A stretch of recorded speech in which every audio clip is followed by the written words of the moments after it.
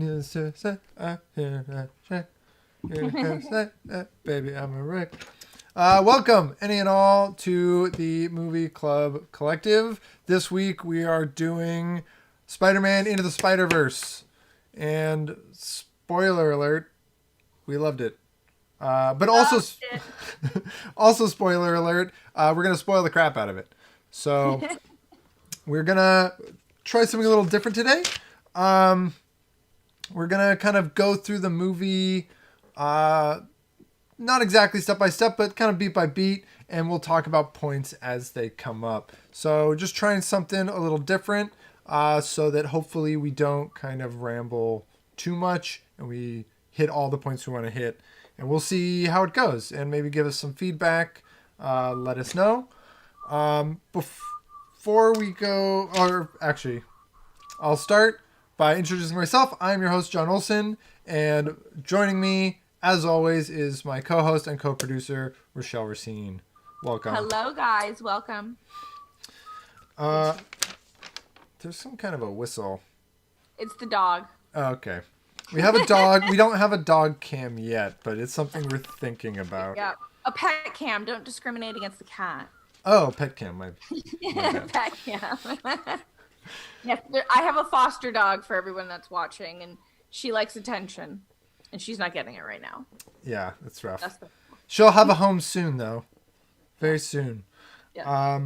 Right up top, quick shout out. Happy birthday to my mom. It is her birthday today. So, Happy birthday.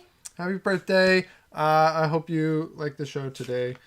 All right, so I guess let's just get into it. Today we're talking about Spider-Man Into the Spider-Verse, which came out in the US on December 14th, 2018. This movie was directed by three people. Bob Persichetti, Peter Ramsey, and Rodney Rotham. And it was written by Rodney Rotham and Phil Lord of Chris Miller and Phil Lord fame. And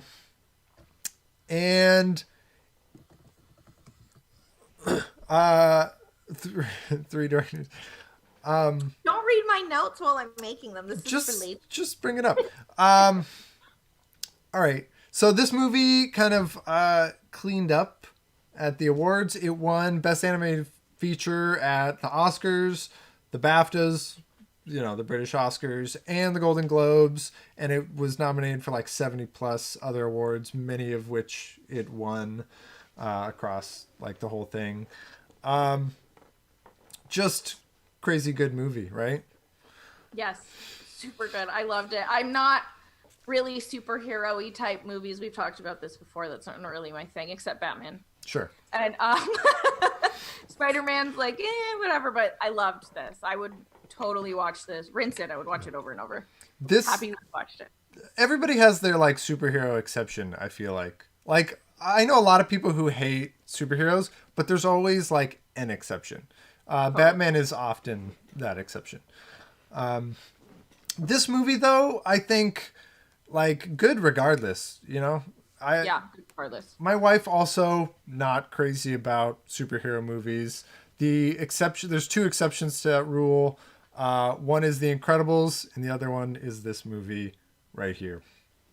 Both. The Incredibles is an exception of mine as well. Yeah, I mean, a good movie, a tight script is just, it's a good movie, yeah. Right?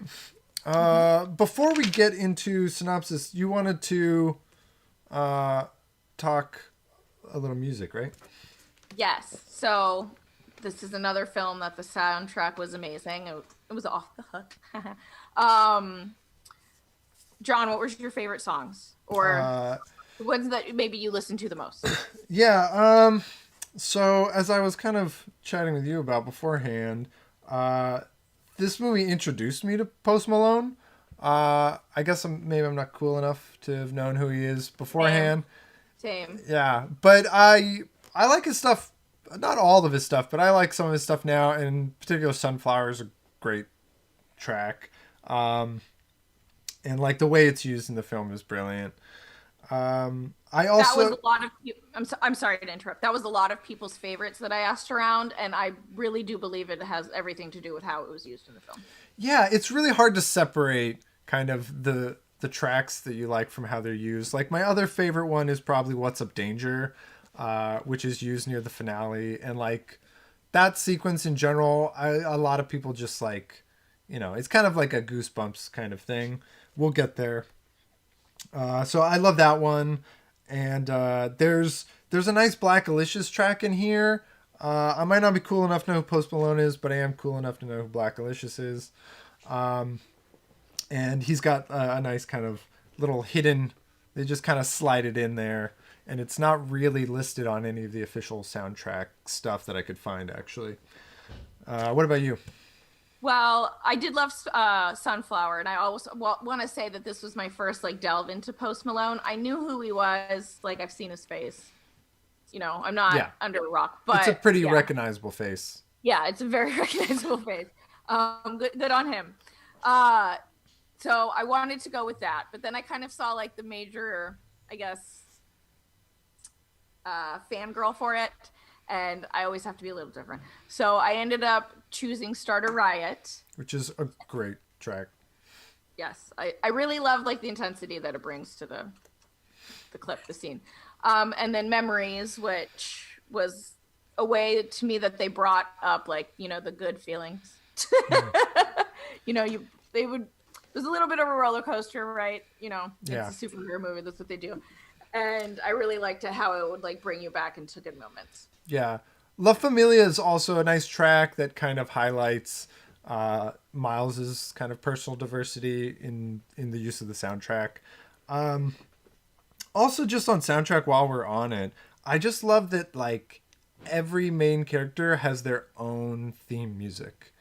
Miles has kind of like the whole soundtrack, but then like all of the different heroes and villains each have like their own independent identifying tracks, which is pretty crazy considering how many characters are in this movie actually. Yes. What is there? 5, 6 Spider-Man alone? So there's 6 Spider-Men, and then there's like 6 main villains also. Yeah. Which is a Spider-Man reference of old in the Sinister Six. All right, so let's just get into it. Okay. The movie opens with Peter Parker's Spider-Man. We get the first comic book. I made sure to write down all of the titles of the Spider-Man comics, just because like they come at you so quick, and this And there's a purpose for them being put in there. right. There's a great purpose not for them just being because- put in there. yeah. I just want to say also, kind of as we get into it, when I sat down for my second watch, I thought I was just gonna like cursely go over it, and I wound up like freeze framing damn near the whole movie. I have like 7 pages of notes here that I wrote for this thing. Just because I started being like, oh, there's this, and there's this, and there's that. If you hear a little paper rustling, I do apologize. I'll try not to look at it too much. But yeah, 7 pages. I just got, I got kind of lost in it. I was like, oh, this is going to take longer than I thought it was. So I had the same experience, but it manifested differently. It was a lot, and I loved it. And I mostly, when I watched it the second time, I lived in it, and I didn't write down as much because I was so into watching it and really studying it. Yeah, and this was your first time watching it, right? Like for the show, right? Yeah, for the show. So, I mean, the second time is what I'm referring to in this situation. We watched the film twice, guys, before we before we do the show. Yeah. Doing our anyways, homework. Yeah, we're doing our homework. So yeah, I enjoyed it more the second time. P.S. Yeah, I saw this in theaters and loved it. I kind of knew I was going to like it early on, just when I started hearing about how they were doing the mixed animation, and like there's a mix of like 2D, like hand-drawn animation in there, along with just like all the different styles. So I was kind of excited and like had high hopes going into this movie, and it just like, I love it. It's so rare when a movie breaks your expectations. Yes. Very rare. Very rare. To be honest, though, I went in knowing that it was going to break my expectations because of the hype that was around it. Yeah. I'm in my 30s. I have a lot of friends who have kids, and they were taking their kid to see this, and all of them were telling me, "You need to go see this," and I was like, "This must be amazing." Yeah. If all my friends' parents, But like, I feel like a lot of times that hype kills it, right? Like sometimes it's like, Yeah. oh, it doesn't quite live up. But I do think this but one. this did. Yeah, this one lives up. All right, so we get True Life Tales of Spider-Man. He's been Spider-Man for 10 years. We get a really kind of fun montage right off the bat. Like the pacing in this thing is just so kinetic from the get-go. So the montage goes over how Spider-Man, Peter Parker, got to Yeah. that point in time. And they actually do give us, I wasn't sure on memory if they actually gave us the line from Uncle Ben, the great power, in In the beginning? Yeah, like Yeah, they did. with great power, and they do give it to us, which I think is great for an origin for Spider-Man. It's something that I feel like Homecoming tried to dodge so hard that they actually kind of missed out on like the origin. Also, this Spider-Man, I just feel like is like while this movie does a whole bunch of new, it also gives us the most quintessential version of Spider-Man. Like he's quippy, he's legitimately funny. It gives us his like this sort of flash forward comic, as in humorous version of his story. And it just plays off kind of what we all know about Spider-Man, but also throws in like little changes. So he's kind of the Sam Raimi Spider-Man, but he's also neighborhood Spider-Man. Yeah, but he's also not. He's blonde hair, blue eyed for one, and like, although he does some of the things, they do happen a little bit differently. We get the idea that this is just like a very similar reality to the Spider-Man from the Raimi universe, which I like. Also, we get that like car dodging shot, which is a motif throughout the film. They do like a freeze frame on it here, where he's like swinging through traffic and he like dodges between the cars. You know Yeah. Yeah, so that's a shot that like we see variations of again and again throughout the film. Okay. And there's just so much of that like callback going on here. So we get to our introduction of Miles, played by Shameik Moore, who was in Dope. Did you ever see Dope? Years ago, I think. Yeah, it's kind of old now. It's a really good movie. He's very endearing in it. Yeah, it was really good. Yeah. Dope is great, and Shameik Moore, I feel like he's on a show. I forget. I looked it up and then I forgot. Sure. It's not a show I watch, but I wish he would do more movies because then I would probably see him more. So we get him. We're introduced to him in a way that I think is just immediately endearing, where he doesn't know the lyrics of the song. Like he's just such a kind of normal kid. His room is just like packed with stuff that is all about his character. So it's something I noticed for later is that there's a poster of an unidentifiable superhero with a cape, kind of introducing us subtly to his love of the cape. Yes. Which is something I like. And then we start getting like just, I don't know, this movie's just packed with information, right? Like every moment we get that he's from this like mixed race family with his mom, who doesn't get enough screen time. I feel like it's one of the few, one of the few things where I wish there was a little more of was with the mom. Because she seems interesting, but we don't really get that much because it's spending so much time more with the father figures. Yeah. Who Miles has a ton of. So But I think just to kind of go off that really quick, I'm not a son, but as a daughter, at that age for me, I had more had clashing with my mother, and so I could see that having him with his father, and it's just like another point of contention that Yeah. I feel like this movie highlights how universal like experiences can be, right? Yeah. It's like it's taken a character who, you know, there was like famously some backlash about the idea of a black Spider-Man back in the day, like years before I this can movie. admit that. So this is a fun thing, actually. We can kind of skip ahead a little. Um, so there was like a whole thing with Donald Glover. Do you know about this? No. So Donald Like that. Glover mentioned that he would have liked to play Spider-Man, and like he got like attacked online for it. Where like all of the racist people came out and were like, Spider-Man can't be black. And Of course I did. he was like bullshit.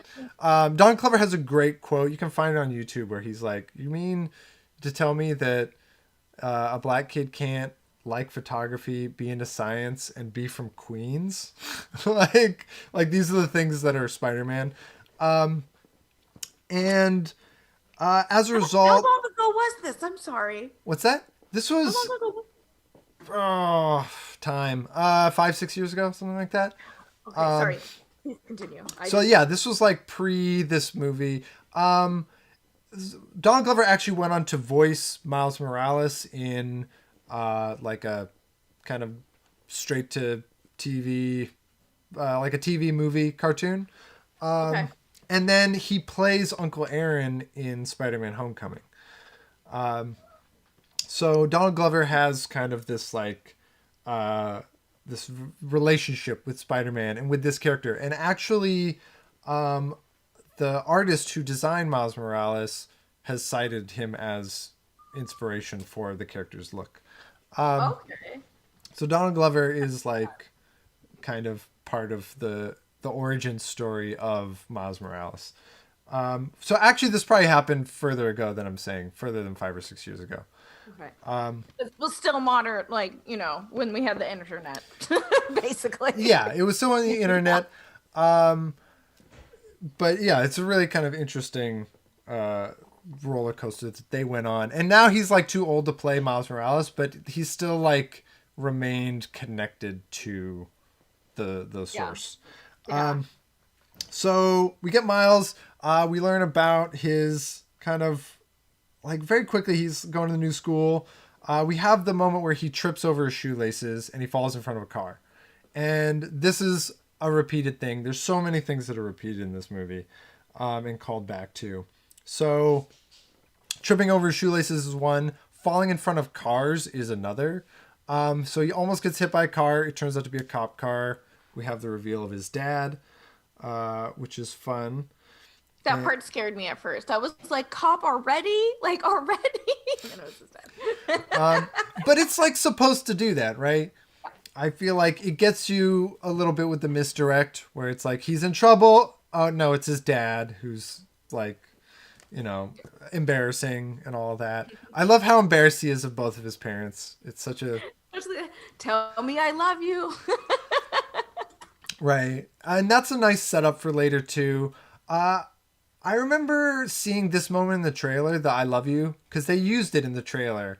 And I just thought it was going to be like so cringing and that like I wasn't going to like the setup to this movie. And the execution of how it actually plays out, I really liked. So we get to school. That's where we get that Black Delicious, by the way, where he's got the Chemical Calisthenics song in there. Okay. And like right away this is where I like really started freeze framing and like trying to see what's in there because the montage of the classes goes so fast and they're just throwing a lot of crap at you. There's a really nice quote on the chalkboard at one point of all men are mortal. It's like a Socrates quote that they're studying on the board, kind of foreshadowing the death that's coming. You really picked through all of this. I love it. I'm just going to let you talk then. Yeah, I went a little crazy. Please do chime in though. Oh, no, I will. Yes, yes. Of course. We obviously I learned so much. right. We get the Great Expectations, and it's paired with like, so we get it in class that he's like clearly studying this book, and then we get it again when the teacher is going over his grades. Right, he's like attempting to flunk out of the school because he there is all this pressure on him to do well, right? The Great Right. Expectation is like a very prominent theme. And his teacher assigns him an essay that says, she goes, "You're going to tell me about what you want to be," right? And at the top of his paper, it says Great Expectations. And it's such a nice kind of juxtaposition of theme where it's all the things that he thinks he's supposed to do at war with the things that he wants to be. And it's like how he can marry these two things, right? I bet we can all relate. We can all relate.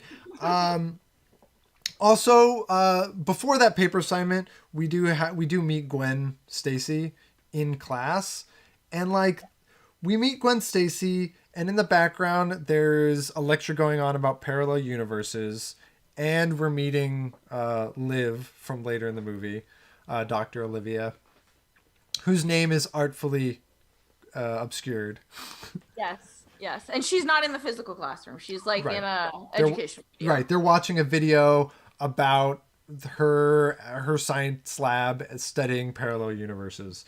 And like I was just kind of like when I was rewatching just going like I can't believe how many things this movie is doing at one time. So it's introducing us to the exposition, it's introducing us to Gwen Stacy, and like they immediately have a relationship where she's the only one who laughs at his joke. And he's having a hard time connecting to people. Like we just getting kind of so many things happening at once. We're like not even 10 minutes in the film and we already have been introduced to multiple Spider-Men, like the idea of parallel universes. It's kind of crazy. We know a ton about Miles and his background, that he was in like one of these lottery programs to get in the school. And it's like we're just That's kind normal of for barely- Manhattan, right? That was kind of. I was like, what? I didn't. Yeah, so this is the thing Right. in not just Manhattan, but like major cities all across the states. But like Manhattan's known for it, Chicago as well. They have these programs where they take in minority students via lottery. Oh, And okay. so parents will, like, you have to test in and then you have to get lucky. And it's like a way for you to go from inner city school program to, like a prestigious kind of academy. So this is a real thing.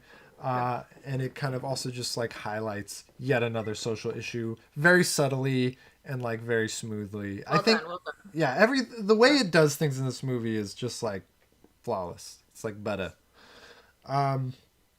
So he has the assignment, and he's thinking about his, what's expected of him. He's like crammed between the books, right? And then Right. it's like, well, who do you want to be? And it cuts to Biggie. It cuts the Biggie track and our introduction to Uncle Aaron. Well used Biggie track. Well used Biggie track. Just like great. Look at the city. Suddenly we go from topside to like underground.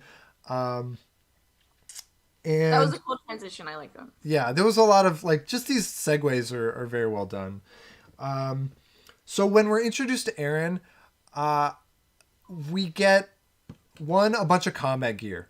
So it's already kind of telling us that he's like who Aaron is. He's the cool uncle compared to his dad's uptight cop. Also, when we first see his apartment, we get a shot of television, and there's an episode of Community on TV where Donald Glover has on the Spider-Man costume. Oh. Fun fact, we've been rewatching Community at my house here, and we literally watched the episode that this clip is from last night. Oh wow. Is that how you like determined? No, I had read that Donald Glover was in the scene somewhere, and so I was like watching for it, and then I showed Brianna, and she was like, "Oh, that's the episode we just watched." Like she pointed it out, so it was Thanks, Brianna. yeah, complete coincidence, but a fun one. That's funny. So he's like the bad boy. They go down into the sewers so that he can do. Oh wait, I skipped over the shoulder touch, right? Oh yeah, that's huge. We get introduced to the shoulder touch. This is another kind of three-peat setup. We kind of get Miles isn't that cool with the ladies, but he wants to be cool. This is another thing where he's kind of like looking up to his uncle. He has so many father figures in this movie. It's just like chock full of them. He's got at least 4.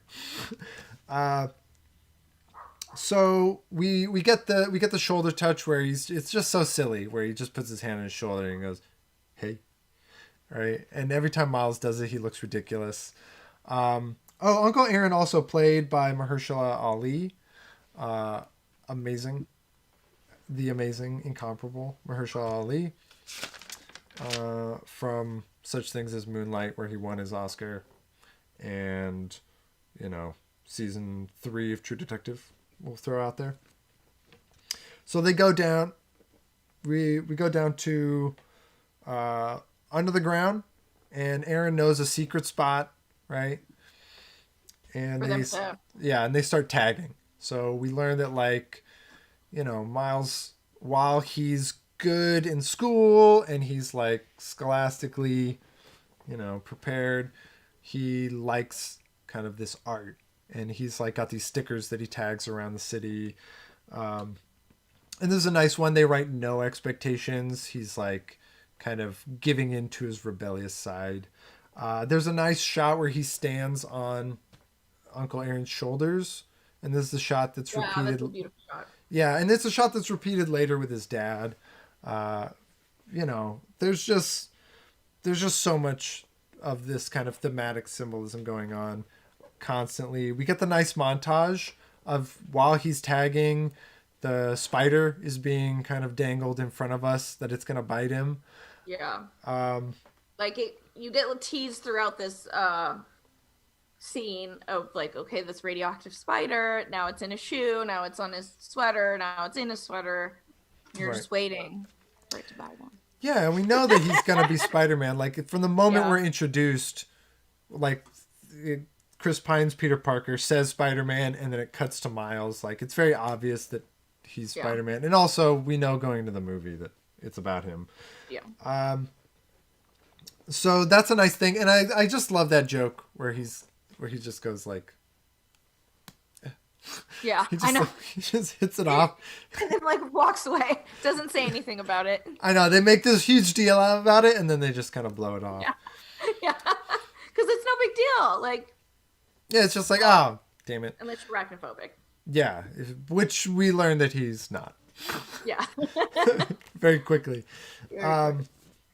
So then we have he goes to bed and has this sort of can't sleep well montage, which the thing I highlighted when I was going through it was that there is a Spider-Man comic book on the desk, just kind of waiting to be discovered later. Which he does.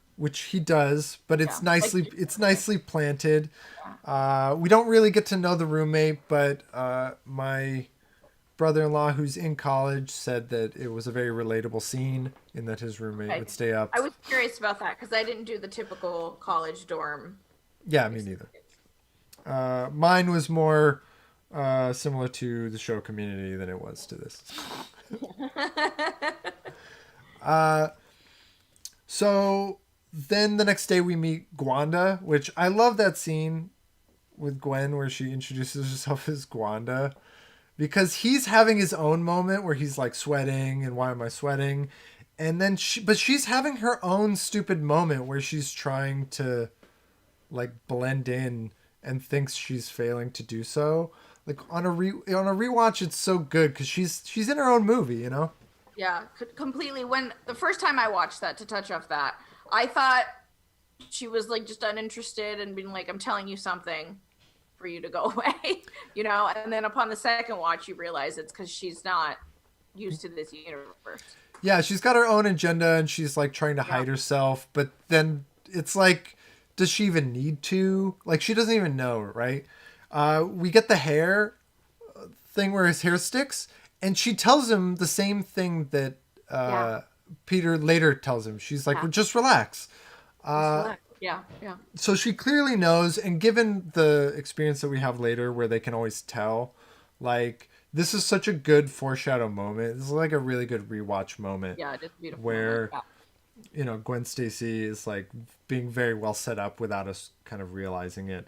Uh, I love that joke that kind of comes just a little later after they buzz his hand off of her hair, and he runs into the guard who's like, "I know you snuck out last night," and he goes, "Play dumb. Who's Morales? Not that dumb." Yeah, It's so good. it's so good. Real quick, did you say the actress that played Gwen? Oh, I did not. It is Haley Steinfeld. I knew her from True Grit. Did you ever see that movie? No. She's great. She's like a little kid in True Grit, but she's phenomenal. Apparently, she has a booming music career also at this point. Okay. Yeah, she's like pop star slash phenomenally talented actress. Just one of those people you should hate because they do it all. Well-rounded, no big deal. Yeah, just good at everything. Great. Good for you, Haley. True Grit, though, if we ever get around to that one, she delivers a great performance there. I also like that the Christmas album comes back. So in the opening montage, Peter mentions that he's on a Christmas album. Oh, yeah. And then in the janitor's office, or the security guard's office, we hear the Christmas album again. And it'll come back, of course, in the closing credits. We'll hear it like a third time. So they're just like constantly like planting jokes and then following up on them. We then get Miles's comic book cover, and it is The Two Spider-Men is what it's called. It's labeled like it's a special issue or something. So it's The Two Spider-Men, which is fun. And I like that we are like firmly in his origin story now. Like from the moment he gets bitten, we start getting the comic bubbles, and we start getting the like. Yeah, that's when it's like, okay, we're in a comic book. Yeah, it becomes very comic. We start getting. I love when they like write out the words to things. The car that again he almost gets hit by a car. And this time he like lands it. When the car almost hits him, though, literally the word "screech" is written under the tire. There's just like wonderful things like that. Yeah. My thing is, okay, I loved that. I want to be very clear about that. But people were saying that when this first came out, that like this movie for animation, I'll agree, is like the first of its kind as far as like the comic book immersion. What's that movie with oh God, that Toronto-based actor. He was in Superbad. What's his name? Oh, you're talking about Superbad, Jonah Hill, or the other one, Michael Cera? The other one. Yeah, him. What is that movie that he's in when it's like a video game and they pretty much do the same thing? Scott Pilgrim vs. the World. Scott Pilgrim vs. the World. So to me, it wasn't like groundbreaking because I've seen Scott Pilgrim vs. the World, but I haven't seen it in an animation. Yeah, which is also a comic book adaptation, right? Right. Yeah. But I didn't know that this was first of its kind for animation because I don't get into this stuff. So that was nice to know that, like, okay, it was. Yeah. Some people did seem like they were kind of bothered by the animation. Like, I read a lot of stuff like that when it came out. And I think it's because of the way they do the focus. So when things are out of focus, they literally, like, have a color shift. Where, like, there's, like, it's almost like the 3D glasses look, right? Where there's, like, red on one side, blue. And they do that look. And it's very intentional. And also they do like a 12 frames per second thing. So, particularly when it's high action, the frames, there's just less frames per second so that it's more, you're actually seeing the images a little bit longer and it's more framey so that it is kind of more like comic book panels. So these are like kind of intentional choices that they did with the animation to try and add kind of that layer of comic book feel. I do think I'm probably taking way too long. with the synopsis. I just glanced at the time, and we're already a good half hour into the show, which Well, we we were. can let them figure out the end then. Yeah, we were hoping to. Like, the reason it's taking so long for him to get through the synopsis in the beginning is because they are like chucking information at you the whole time. Yeah. Just so like once the climax comes. To you're break like, it down, you're just like, oh, they're doing this and this and this at once, and the movie just moves. It's just like boom, boom, boom, boom, boom. Yeah. So anyway, he goes to investigate the spider. I'm gonna kind of rush through it. I'm gonna see if I can't do it a little bit more by memory. So he goes to rush through the spider, and he meets Peter Parker, who's fighting a very monstrous and large version of the Green Goblin, which is kind of just like a fun, different version. And we are introduced to a Large Hadron Collider style machine. Clearly that's something, the Particle Smasher is something in the zeitgeist that they're playing with. And we discover that the villain, who is the Kingpin, who's like voiced by Liev Schreiber, in an unrecognizable role with his crazy accent, with his crazy what kind of accent is that? Is it a Brooklyn accent? Yeah, that's what I thought. I think it's a Brooklyn. I thought it was Brooklyn. So I'm not too versed in the borough accents. Yeah, we're introduced to the idea of parallel worlds again, and that this collider is smashing worlds together, and Spider-Man's like, it's gonna destroy everything. It's gonna create a black hole under Brooklyn. This Spider-Man again is very quippy, and he's very funny while he's fighting, which is nice. A thing I wrote down is we get a view on the computer screen of 6 different universes. Like it highlights, it goes do do do do do on like with these little circles, and they're all numbered. So we have, and I wrote them down. So we have, they're all like E dash, so it's Earth. The one that we're in is Earth dash 1610. For reference, there is an Earth 616, which is a reference to the comics. One of them is labeled Earth 616. I think that might be the primary Marvel line. I'm not sure. But there's also a reference to it in the most recent live action Spider-Man movie where Mysterio calls it Earth 616, even though he's just like making it up. So there's kind of these fun parallels. There's there's Earth 65, Earth 8311, 14. So it's 14,512. And then there's a 90214, which I looked up the zip code, and it's right when the zip codes go from California to Indonesia, of all places.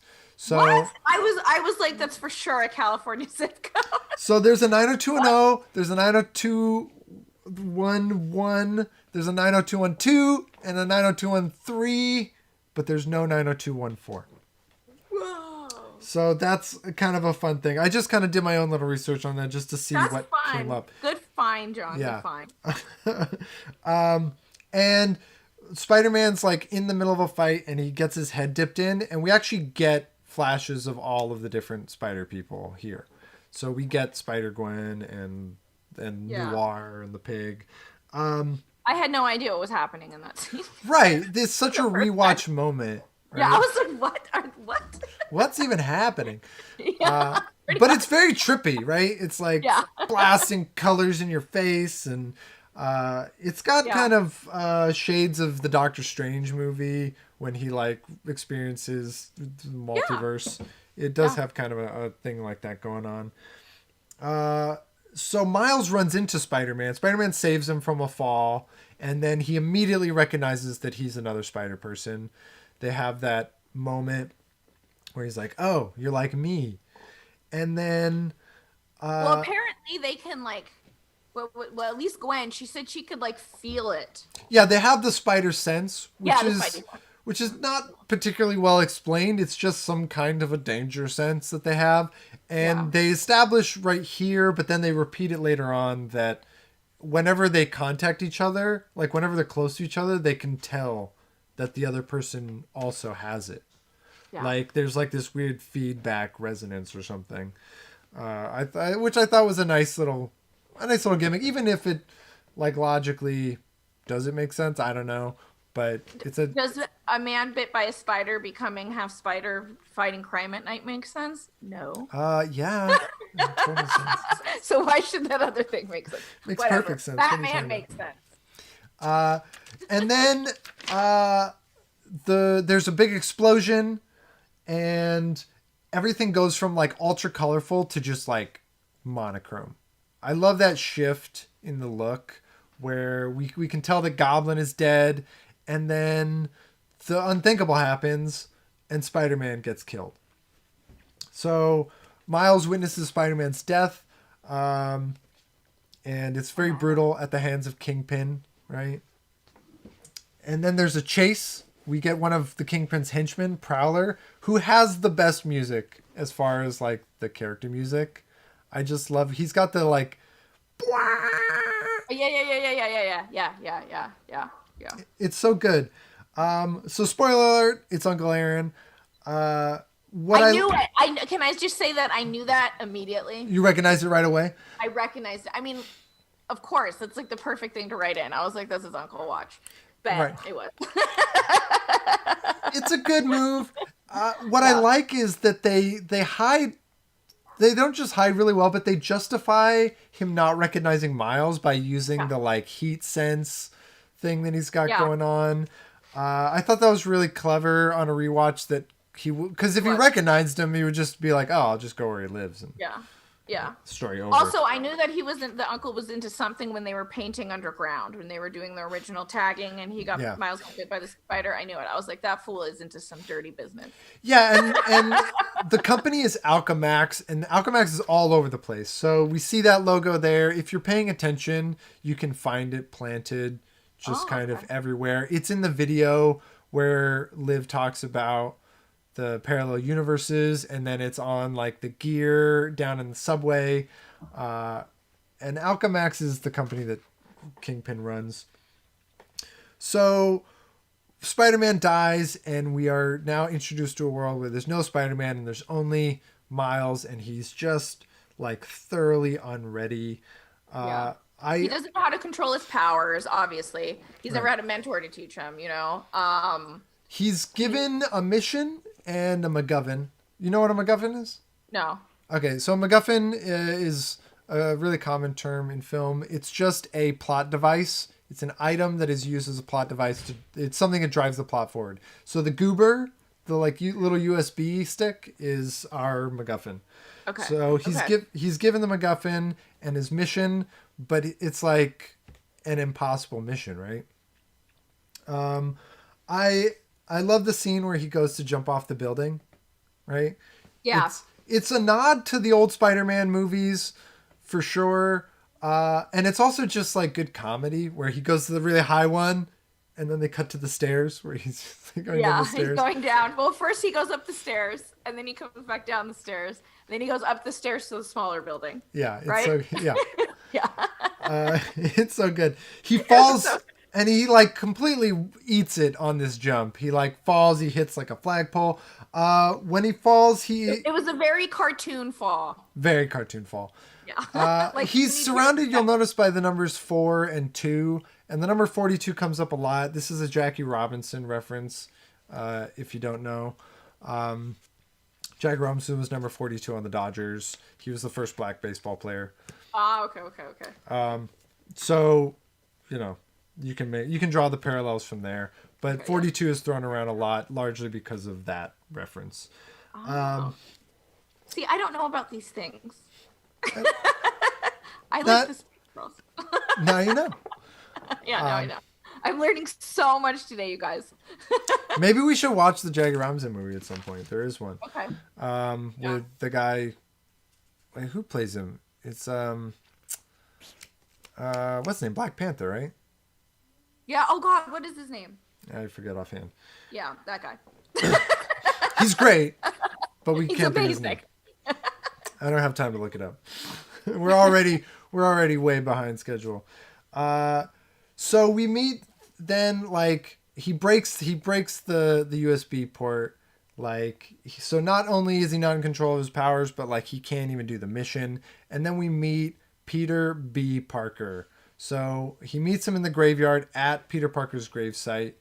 And we get our third comic book. And this is The Amazing Spider-Man, which is the original Spider-Man comic. And he's been at it for 22 years. And we get a little bit of view from his world. And the big immediate noticeable difference is that his world is much similar to ours. Coca-Cola is a brand that is highlighted and juxtaposed against Coca Soda in Miles's universe. So it's just kind of highlighting the differences. So Peter B. Parker's universe is more similar to ours. And he is like the OG like version of Spider-Man. But he's had time to age, and he's been at it for considerably longer. He has a gut. It's great. just kind of throwing that out there to give you a sense of place of where we are with this character. Yeah, he wakes up in Times Square and like everything's different. And I want to kind of take this moment to just point out some of the things that I spotted in terms of differences. They have a lot of fun with the differences in the parallel realities. So like Coca Soda obviously is one, but there's a bunch of other brands that are like our brands but different. So there's Planet Inglewood, which is shown a bunch of times instead of Planet Hollywood. That's hilarious. Shout out. Our family is from Inglewood. Yeah. My dad, My aunt. your aunt, both grew up in Inglewood, so that's a fun one. That is a fun one. There's the New York Red Sox is the baseball team, so that's fun. That is fun. There's RedX instead of FedEx. Il Giornale is Starbucks. I read that this was actually the original name of the Starbucks company.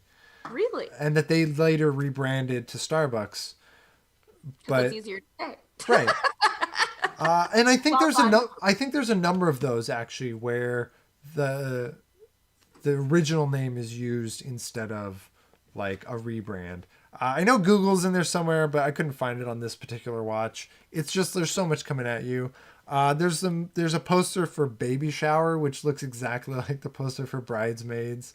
It's kind of a fun one. You saw a lot of good ones. I did not notice any of that.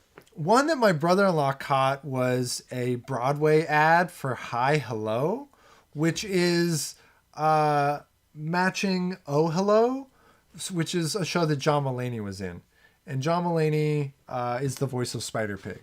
So he was in this show on Broadway like when this was being made. And so they put up an alternate version of it that has I think it even says John Mulaney on the poster. It's a little hard to read, but you can kind of make it out. There's Peekaboo instead of Snapchat. I loved Water Polo by EA Sports instead of like soccer or something. It's Water Polo. That was funny. I did see that one actually. I was like, fine. Yeah. Stephen Curry is a famous golfer in this world. Right? I'm gonna go out on a limb and guess that Steph Curry must have played golf at some point in his life, and that's why they picked golf, because they've done a lot of that throughout this movie. And the last one I'll mention is there's a ad for Clone College. Did you ever watch Clone High, the show? I have no idea what you're talking about. So Clone High was a show on MTV where they had cloned versions of historical figures like Abraham Lincoln and Cleopatra and that sounds fun. Yeah, a bunch of others. I think maybe when MTV had good TV still. Right. And this show was made by Phil Lord and Chris Miller, who were like the producers of this movie. So in this alternate universe, that show went on to have a feature film called Clone College. Okay. So I thought that was a nice little nod. That is a nice nod. All right. We won't waste any more time on those, but they are fun. We then get to meet kind of Peter B. Parker, who's initially reluctant to join us, but Miles kind of guilts him into it a little bit. And I love there's like this bit where Miles is like, you can teach me how to web sling. And then they're on the bus. He's like, you got to save your energy. And the bus is actually a really nice plot device to allow the characters time to talk to each other. Yes, it's actually, yes, I agreed. It's beautiful. I did catch that, thankfully. They take it a lot, like on the way back and just around. Even like throughout the city, they take it, like as a crew when they all meet. Yeah, like near the end, when there's like all 6 of them, you see them all getting off of a bus to head to the final mission. Yeah. It's like such a good joke, but also a really smart device. Right. We do the Alchemax bit. There's a really nice joke in there where Peter Parker's like, we'll find the head scientist, and there's like an old man in the frame, and he's like, oh, it's her in the background.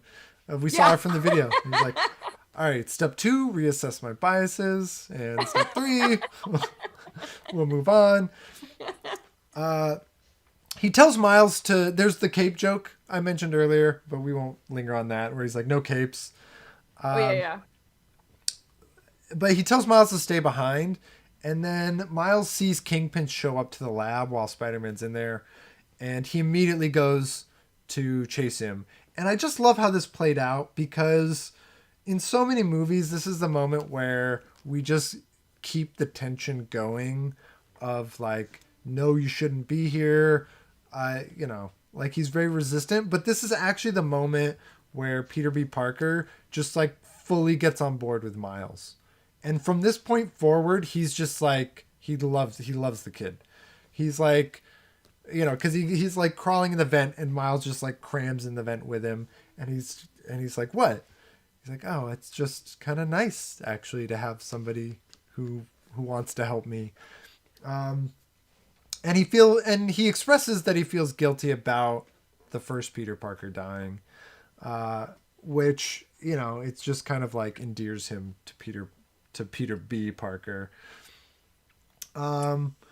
There's just like little things in here where they demonstrate kind of how smart Spider-Man is, which I love is a thing about his character, that he's always been a smart character, is that like Liv types the code in really quick and he immediately memorizes it. He's like, got it. Yeah. And it's ridiculously long in case you haven't seen it. Right. And no rhyme or reason. But then he gives it to Miles, and Miles is like, wait, it's too much. It's too fast. And Miles remembers all but the last 2 digits. Yeah. He's also really... And so I like how they use it to demonstrate also that Miles is like on kind of that same level that Peter Parker's on. He's just a little less experienced. It drives home that, I mean, yes, it showed the inequalities, but it drives home like why he was in this school. Yeah. Like clearly he's not... he didn't win for no reason. Yeah. Is that okay to say? He's of exceeding intelligence, I would say. There we go. He is of exceeding. He's above average intelligence, right? He's a smart kid.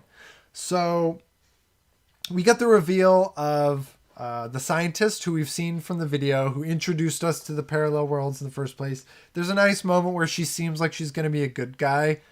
And then she's like, I can't wait to study you. And then she's Doc Ock, you guys. Yeah. So we have a gender bent Doc Ock. And right before the reveal, talking about like pausing every 2 seconds in this movie, there is a mechanical octopus arm on the science table. And it's just like, it's blink and you miss it, but it's there just kind of teasing you. In case you rewatch it, letting you know that like we're smart, and we went over the script.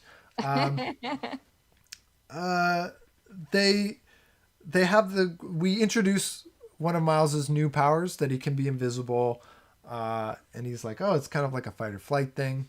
Why did he get that though, and no one else did? I don't know. I guess the writers just want to do something different. I ain't mad about that. I just want to know if there was a reason I didn't know. There might be in the comics. I don't know. Okay. I've never read a comic, period, like any single one in my life, let alone a Spider-Man one, so I don't know. I read a couple of these issues back when I was at Barnes & Noble, just like wasting time on the floor. from the actual like Spider-Man crossover issue. Okay. So, but yeah, he's invisibility and he's got like the electric touch, which we actually already discovered when he like zapped Peter B. Parker on their first meeting. So we do this whole escape. There's a really good joke with the bagels. Oh yeah, when he throws them. Okay, fun fact about that one is that was like, yeah, it's a joke, but like it was a jokingly suggested to put in the film by one of the screenwriters, and it was like supposed to be like throwaway, like taking the piss out of the guy basically, and they used it. There's, by the way, there's 3 bagel jokes right in a row. First, there's like the selecting the bagel, which he listed in his plan. Then there's, as they're running away and the scientists are like chasing them with guns, someone yells, "He's got a bagel!" and, and then he chucks the bagel and it's like, bagel! I was just like, so many bagel jokes. Yeah, so many bagel jokes. It's so good. I think I did hear that trivia that you mentioned there. That's a good little bit. Knowing your audience and trolling them, always a good. We love being trolled. Always a good moment. Then we're formally introduced to Spider-Gwen, who saves them in the forest. Again, though, it's just like doing his new haircut. But we're also like, this is where Peter B. Parker starts actually training Miles. Like, he's given him a few pieces of like sarcastic advice up to this point, but he actually starts kind of training him here. And then we're introduced to Spider-Gwen. Her comic is called Spider-Gwen, and she's been at it for 2 years. We get to know her more on the bus ride back, like we mentioned earlier, and then they're like, she's like, I've got an idea where we should go, and they go to Aunt May's house. Which Miles doesn't know, but obviously both Peter Parker and Gwen Stacy would know where that is. I like this scene just because when Peter and May see each other, like, they're both looking at a ghost, essentially. Like, May has just lost Peter Parker, and Peter mentions that May died also. So they're both kind of like looking at someone they've lost. It's kind of a nice moment that they have. This movie just like peppers in all these kind of wonderful, tender moments in amidst the jokes and amidst the action and like the good planting. It just somehow does it all. So then we meet the rest of the Spider Gang, and the advertisements for this movie were all like tons of spider people, but the way they do it is actually very palatable, where you've got the 3 main spider people, and then there's your 3 like side spiders. And the side spiders were not, how can I explain this? They were like the fun ones, no? Like, yeah. It's not, yeah. Like, there's the pig, who's hand drawn, by the way. John and I were geeking out about that earlier. Hand animation. Yeah. Missing art, lost art. It's true. And sad. Then, yeah, it is sad. And then it was 1930s Spider-Man, right? Where he's like, 30, yeah, 30s, correct. Because he fights Nazis. Yeah. I kind of got like a Dick Tracy vibe from him too. I don't know. Voiced by Nick Cage. Voiced by Nick, of course. Voiced by Nick Cage. Every line he has is gold. Also. Yeah, it is. And then there was the anime one, which Penny Parker. This is a real like. These are all actual comics. Yeah, these are all actual comics. Yeah. Yeah.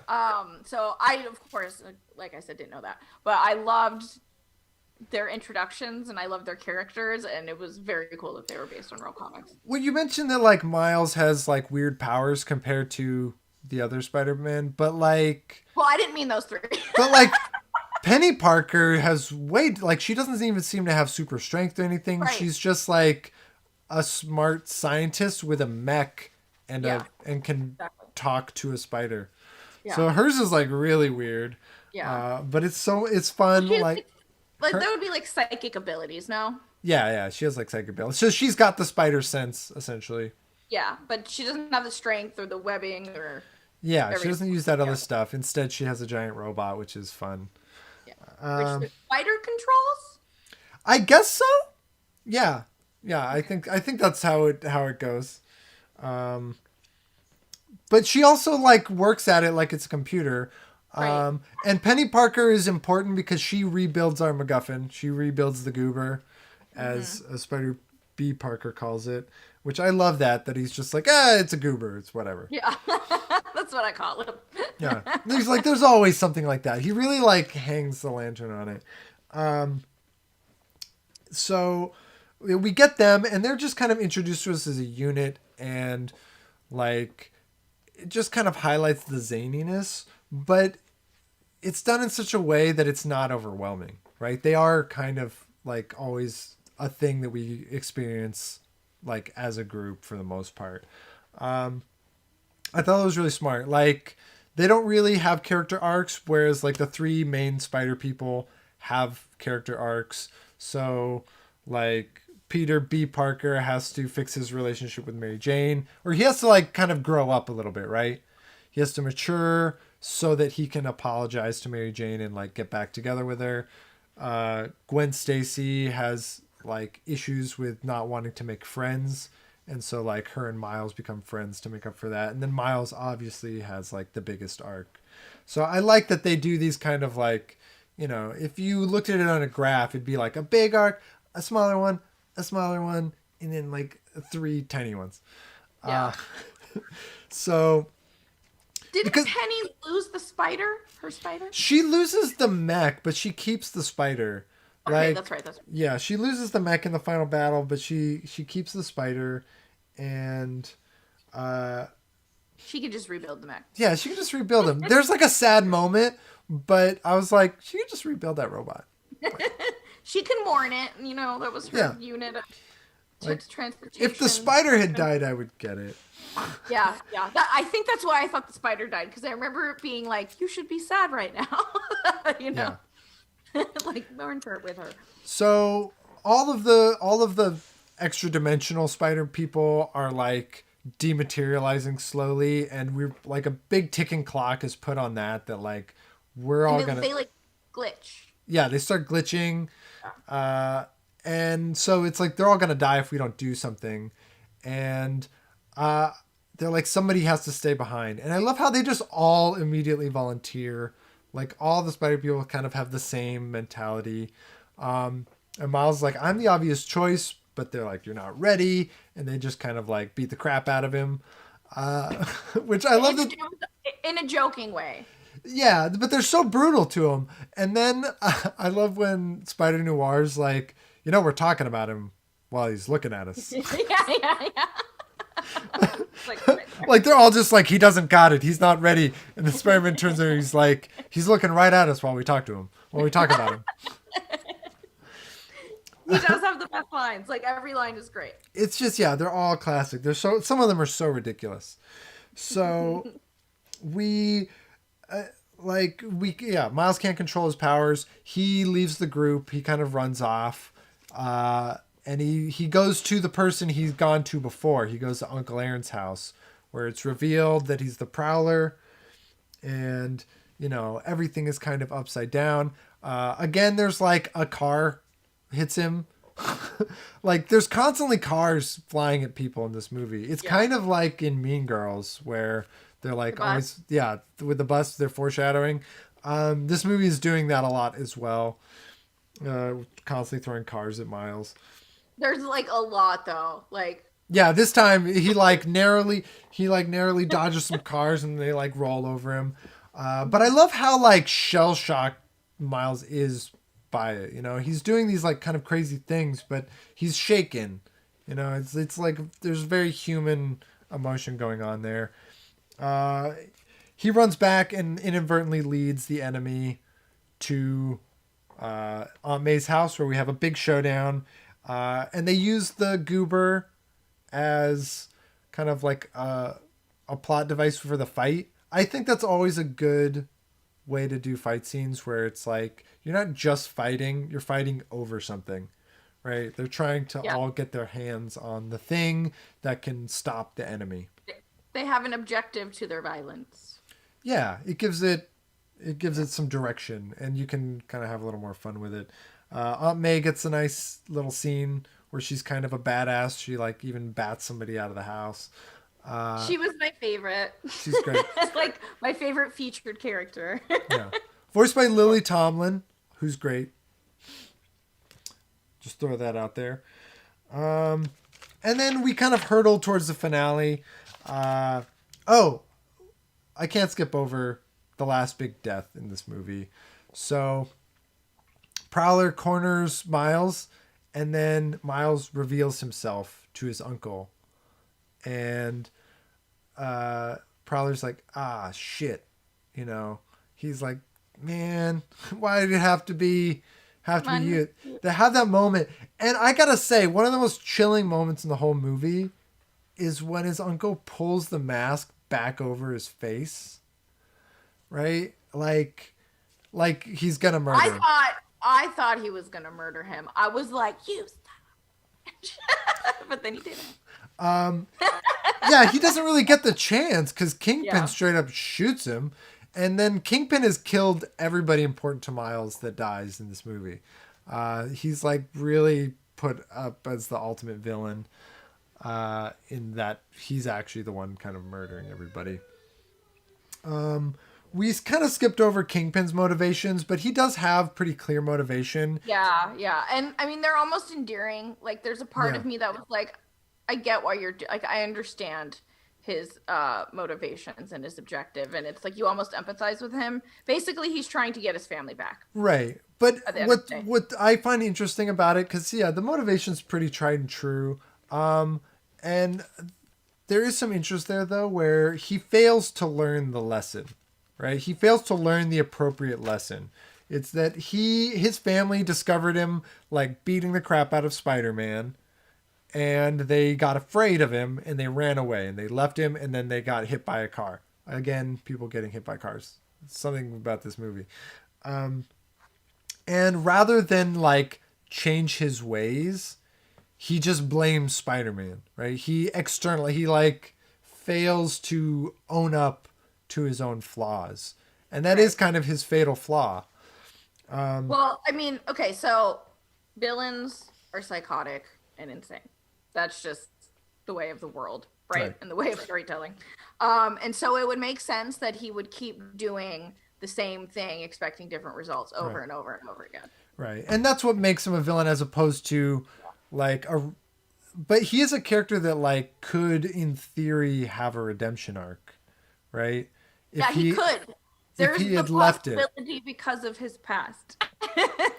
But he's insane and he's not learning the lesson. Instead, I was honestly expecting a character arc from him, honestly. I don't know much about the comics again, so I didn't know that he was like a big enough villain in the comics. Like I knew who Doc Ock is. Yeah. Pretty popular villain. I didn't know about him. In the comics, Kingpin is one of the like key Marvel villains. Okay. So he features prominently in Spider-Man and he features prominently in Daredevil. And in fact, in the Netflix Daredevil show, Kingpin is like kind of the main villain in the series overall, played by Vincent D'Onofrio to great effect. And Vanessa is a character that's explored in that show a lot. So here she's just kind of referenced as his wife and he has a kid, but in that show they actually like kind of dig into it. That's a good show. I think it's pretty decent. Maybe you won't watch it, but that one also digs into Kingpin a lot. So he is kind of one of these. The idea is he's the kingpin of crime, right? He's like the head honcho. And I do love how cartoony and ridiculous he looks. He's just so huge, and he's just like this blob of darkness. He's basically like this big block with a tiny head and a black suit. Yeah. And it was well done. I saw a lot of comments online saying that they didn't they didn't think his character was portrayed to give his comic book version like an ode, an ode. Yeah. But I like the way it was drawn. Like, I like the way he was portrayed. What do you think? I also liked it. It was a In stylistic. comparison to the comic? Yeah, I mean, he looks a little bit more normal in the comics. He's a little less of like this, like he doesn't have that like hunch that he has in this movie, but personally it didn't bother me. I thought it was just kind of like to make him even more kind of just, he is expressing on the outside what his inside is. He is a completely. monster, right? Yeah. Yeah. And And thus, jarring and dark and yeah. yeah, and thus he looks monstrous. Uh, so after the uncle dies, Miles, you know, is freaked out, and the other spider people decide that they're gonna leave him behind, and they have this nice moment where, you know, they acknowledge the loss that he's got. They're like, we've all had some version of the loss, and we get all those versions except for Spider Ham, who just but Spider Ham doesn't play the moment for laughs, which is pretty brilliant. They like because he's probably got a joke version of like the death, but instead he just goes like, it's the hardest part of the job. Like I like how they played it there. So they all kind of leave Miles behind because he's just not ready. Like, I love this moment where it's just him and Peter B. Parker, because because B. Parker is still trying to train him. Like, he's still trying to get him to step up. He like wants him to do the thing right there, but since he can't, he's like, all right, fine, we have to leave you behind. If you can't do the stuff on command, then you can't do it at all. Also, just quick aside, there's like a weird moment in this film right here where the roommate comes home and they all like have to hide on the ceiling. They're on like the ceiling, which is where Miles finds himself the first time he wakes up after being bit by the spider, right? Oh, yeah, he does kind of do that. Yeah. And they also they're shaped like a spider with their limbs. Oh, I didn't even notice that. Yeah, and they even are like, their limbs are doing really weird things just to kind of make them look like a spider crawling around on the wall. Also, this was another freeze frame moment. The comic that he's reading, his friend, is here. I wrote it down because it's so good. Yeah, he's reading a comic that says it's Imagine That, which is a version of the What If comics. So it's an alternate version of the What If comics, and it says imagine that more than one Spider-Man exist, and it pictures 6 different spider people than even the ones we've got. So it's just like this alternate version of the exact thing that he's seeing. It's very nice there, and they like sneak in some other like their Spider-Woman is in there. There's like a luchador version of Spider-Man. Yeah. That one's great. I wouldn't mind seeing that one come to fruition. I know, bring him in the sequel. Yeah, bring him in the sequel. Is there going to be a sequel? I think they're working on one. Yeah, I think they are. I saw something about it somewhere. Yeah. But side note, I thought Disney now has the rights to Spider-Man. Like Sony finally gave it up. No, Sony still has the rights. They just share it with Marvel. They've got a deal where they're sharing it. Okay. Well, I personally think that they should be the only ones to animate it because I cannot see Disney doing this well. Right now, Disney has everything basically except Spider-Man. Like, they have all of the Marvel properties back because they used to not have X-Men and now they have X-Men. And they kind of have everything except for Spider-Man. But who knew Sony Animation could do a movie this good? It's so good. Well, they had 180 animators on this project. That's a lot. That's a lot of animators. Yeah. That's a lot. I don't know what a typical Pixar has, though. It's got to be somewhere in the ballpark of 100. Yeah. I know someone I can ask. Well, I'll ask and report back another day. Yeah, it sounds like a lot, though. So we'll just I'm sorry, but I want to say that I do know that is the largest animation team that Sony has ever had for anything. So. Oh, wow. I think it's pretty huge. You can see it on screen, though. Like. Yeah, you can see it on screen, yeah. Yeah. And you can understand why this movie took 3 directors. Yeah. because there's so many animators, there's so many different styles of animation going on. The fact that the story is so tight, given all of that, is really impressive. Yeah, Like, it's so true. Real quick, can you tell like what scenes or what director? Because okay, it's not an animated film, but Bohemian Rhapsody had two directors yeah, separate. They didn't like collaborate, right. and you can tell. You can tell. Yeah, you can tell. The, in this movie, I can't tell except to think that, like, somebody directed the animation behind, Okay, like the Spider background. Ham, or like, Oh, okay. just like the different elements that they've got going on, right? And the different animation styles. Like Penny has her own style, and Noir has his own style, and they probably have little pocket teams that have different directions. But other than that, I can't really tell the difference. There's a movie, Cloud Atlas, which has three directors, and two of them are the Wachowskis. But like the other one is Tom Tykwer, and you can easily tell the difference between who directed what. Like, given their past resumes, like that's a movie where I can really tell the difference. Okay. But on this one, yeah, I don't know.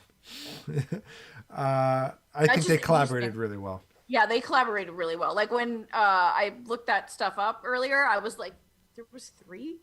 Like, Yeah, like what? You know, it's for me it was hard to believe. yeah, a little crazy. And well, Yeah, and just unusual. And a lot of times these animation movies have like they like directors fall out and other directors pick up. Like that happened on Brave, oh, okay. where they had like directors drop out. And like that's something that can happen because it takes so long, and Yeah, like they're so that was another thing expensive. I was thinking about. I know very little about the direct, like behind the camera stuff, honestly. Like I know what everybody does, but like directing is like such a big, crazy, overwhelming job for me. And so I can see why a film like this would have three, but I also have trouble figuring out how you would even go about directing an animated film. Yeah, You know? that's something also, like directing an animated film isn't something I have any kind of hands-on experience with. So it'd be a lot of guesswork in terms of trying to figure out who did what and how they divvied up the work. But If any of our listeners knows anything about that, that would be cool if you could write that down yeah, below. you Give can us a little insight. you can let us know. Yeah. Um, so all right, let's fast forward to the end. We have a big climax where they all meet in the collider again, and we just have like, actually, hold on. The most important part of the movie is even before this, because Miles, he kind of meets his arc. He starts to land his arc before the finale, right? He has Right. a moment to himself. His dad gives him a one last pep talk at the door where he literally can't say anything in return. His dad is like trying to tell him that his That uncle was a is dead. beautiful shot too. Yeah, where they have him on the two sides of the door. Oh, yeah, that's a heartbreaking moment. He's like leaning up against it. Yeah. And he's like, there's a spark in you, and obviously we know he's got spark powers. But it's the moment where he first does things intentionally, right? And he uses both powers intentionally. First, he uses the electricity to like shatter the webbing that he's tied up in, and then he turns invisible uh, to like avoid the roommate. So he does both his unique powers very intentionally, which up until this point he's always done more or less accidentally. And then we have the What's Up Danger montage where he does the jump. He goes up to the highest building he can find this time. And we actually, in this montage, the building that he falls off of the first time, he climbs up. He jumps up the same Yeah. building. Like, but through the buildings, yeah. Well, yeah, he does like a back and forth, Yeah. and we get the like before he fell, and there was like the words "ah," and this time he goes up, and there's the words "woo." Yeah. So it's just like the opposite emotion. Like everything's kind of like coming back and building up to this moment, where he goes to May, and he like picks out one of the spider suits and he spray paints it and he puts his own tagging on it. And doesn't he like put his like hoodie on or something a bit out of the ordinary? Right? Yeah, he wears the hoodie on top of the thing for some, and he wears tennis shoes. Yeah, I thought that was really cute. It was like it spoke to the fact that he was still a kid. Yeah, you know, I like he wears tennis shoes. Also, like in a kind of a comparison to that, Spider-Gwen wears ballet shoes, which I didn't catch the first time. I didn't know. Yeah, watch it again. She's got like blue ballet shoes on the whole time. It's great. You go, girl, with your like agile ballerina self. Mm-hmm. Yeah.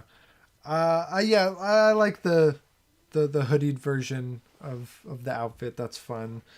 And there's just like so many cool things where he's taking advice from both his father, Uncle Aaron, Peter B. Parker, and then during the finale he even uses his meeting with the original Peter Parker, right? Because he watches Peter Parker deliver, like, almost fix the thing with the goober, and he actually records it. He even, like, in that first scene where he sees Peter Parker, he pulls out his phone. He's like, right? Yeah. He records it. That's a joke they use a lot throughout the phone too. He's a modern kid. He's got the phone. Recording and like taking a picture. And that's like that moment where they're like, oh, we taught him that, right? And Gwen's like, we didn't teach him that. And you certainly didn't teach him that. But it's what he gets from the very first thing that he sees from Peter Parker. And it's kind of referencing that idea that he can just like watch something and learn it and memorize it, right? Like with the password. Yep. It's like one of his powers. So crazy. One of his many. Yeah, crazy fight scene. And he sees everybody off, right? We get kind of a nice wrap up with Gwen Stacy. First Stacy off the side characters. There's too many good moments to list, but there's a lot of good callbacks and just like funny moments during this fight. Doc Ock gets hit by a truck, right? When they're like, I love that setup too. They're like, this is going to take a while. And then she just gets hit by like a flying trunk. Yeah. Oh, that was easy. Yeah. And the animation during this finale is just bonkers with like the different worlds colliding. I like that Peter Parker even comments on it. He's like, it is pretty though. Yeah. It's so good. Oh, this movie's so endearing. If you haven't seen it, go see it. Yeah. And like Peter B. Parker has that really good final moment where he's still like, even now he's still afraid to like go back. And he has that moment where he's like, I'm so proud of you. Do I want kids? I've been in that moment before. Yeah. And like Miles flips around all his lessons on him, right? He does like all of the things that Peter B. Parker has done to him to show him up and like kind of be sarcastic with him. He turns it all like back on him, even like the watch the hands bit. And he throws back out the leap of faith line, which is a great one. I took so many notes here. I feel like I should have written just like a dissertation on it. You should have. You guys, he sent me photos of his notes last night and this morning. And it was like so many. But that's beautiful. I mean, this movie, more than anything I've ever seen recently, calls for that. They are, like we said, they're giving you so much information. Yeah, just given how long we've been doing it, I'd say let's go ahead and wrap up. We're there, yeah. We're there. It's a great movie. Go watch it if you haven't. It's on Netflix right now. It's on Netflix. I do want to say one quick thing that we completely mulled over, and it needs to be said. So this was Stan Lee's final voice acting role. How did we forget? I don't know. Because there's too much. There's too much. It's too much. I didn't forget. I got this. Yeah, you got it. A moment for Stan Lee, please. Yeah, he was in the part where he sells him the suit. He sells him the suit, and it's kind of like a joke, like you got to keep it whether it fits you or not, you know. Yeah. And then it always fits eventually. It always fits eventually.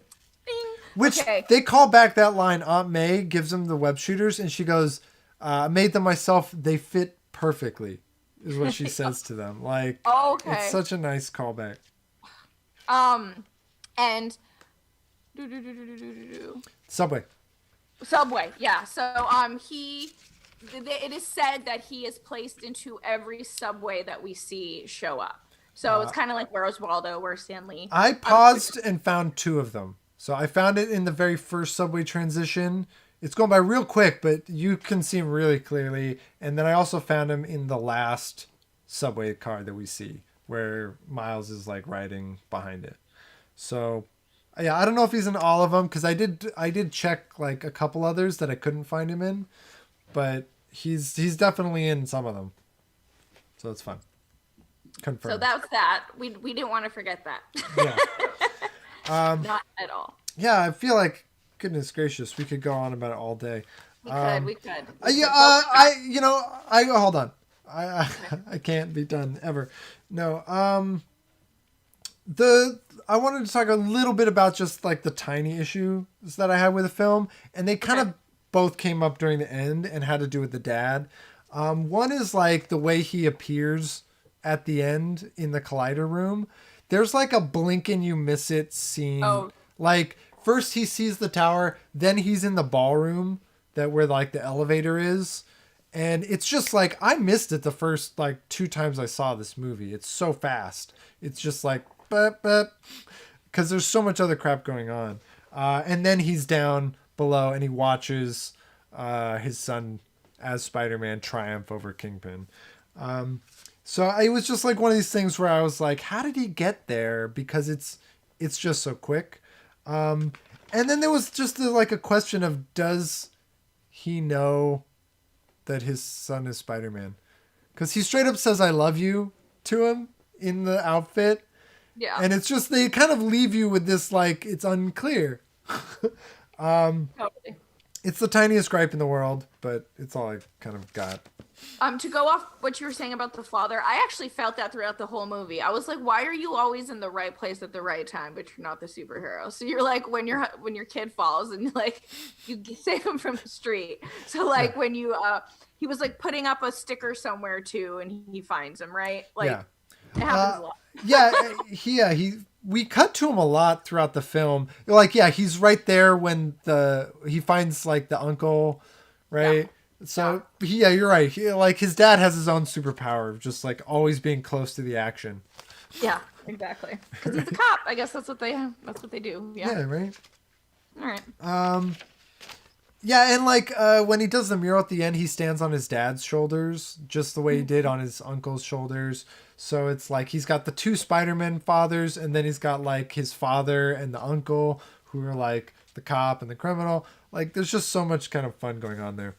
But we have to wrap up. So let's talk about next week's film and next week's show.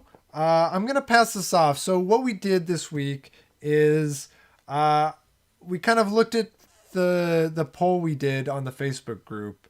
We did a poll that asked what everybody's favorite kind of movie genres are, and the clear winner was sci-fi. So I kind of took that and I was like, I'm going to give Rochelle 4 movies to choose from.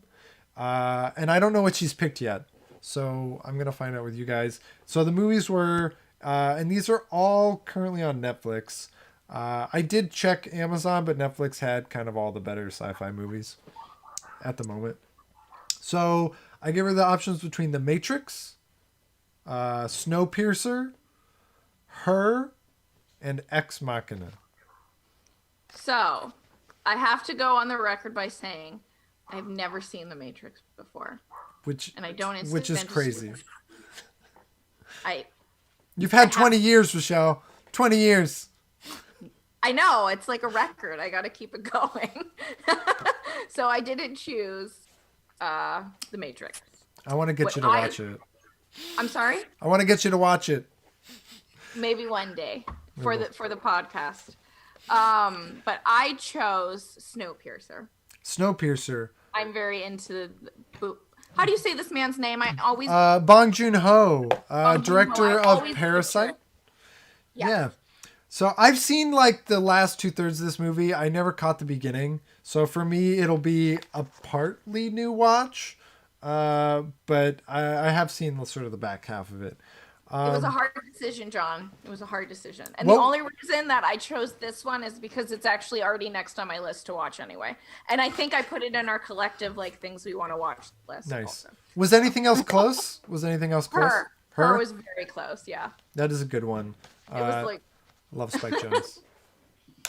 so maybe next time. right. Okay, so we actually have some announcements to make. Yeah, take it away. Some very important ones. So we are rebranding, restructuring the show. Mostly restructure, to be honest with you. We will not be bringing on guests every week, as you see. And we will not be utilizing the vote, which we kind of discussed earlier, for every single pick we make. Typically, it's going to be the format. John gives me 4 movies. I vote on one of them. Or I choose one of them, I should say. And name is being changed across YouTube and then all the other platforms to Views in Paradox. If you like us on Facebook or follow us on Twitter or anything like that, it's just going to be an automatic name change. You don't have to like go re-find us. And then the group is going to stay the same, Movie Club Collective, because we still love the idea of all of us, you know, being collectively interested in this film for the week and being able to discuss it and share what you guys have to say about it on the show. So that's where you want to go for like really up to the minute updates, up to the minute conversations about the movie, and just like silly stuff that we find on the internet that is related to the movie that we post in there. It's, you know, feel free to post feel free to post in that group. Yeah. You know, some of our better, more popular posts have been posted by people who are not me and Rochelle, and that's something that's nice. Yes, that is very nice. So like, you know, speak up in there. We love to hear what you guys have to say. Yeah, that's it. Quick thanks to Brianna, who suggested that we kind of focus this podcast series on just John and I hosting. For good job. Women are the neck and men are the head. I've never heard that before, actually. The neck. It sounds like an old phrase, but that's my first time. So yeah, that's that. Very simple, but yeah, we'll probably revise what we did today. We thought we'd try going through kind of a blow by blow, but apparently it does take longer and not. We thought maybe it would take less time, but clearly it's taken more time. But I do really think it has a lot to do with this film. Yeah, it took so long. We'll find a happy medium. We'll do some feedback. If you got feedback for us, please leave it either on Facebook or in the comments here on YouTube. The comments help us. Don't forget to like and subscribe. Hit the little bell so you can get that notification. Rochelle. Yeah. Where can they find you, Rochelle? You can find me on Instagram at Rochelle Racine, which will be linked down below. And then I have a lot on Twitter at RoRochelle. And now I'm on TikTok and I'm kind of good at it. And you can find me at Rochelle. Rochelle. Nice. What about you, John? You can find me on Twitter and Instagram at John in Paradox. There's no H in that. Kind of like the show. We're using the In Paradox brand. And until next time, watch more movies.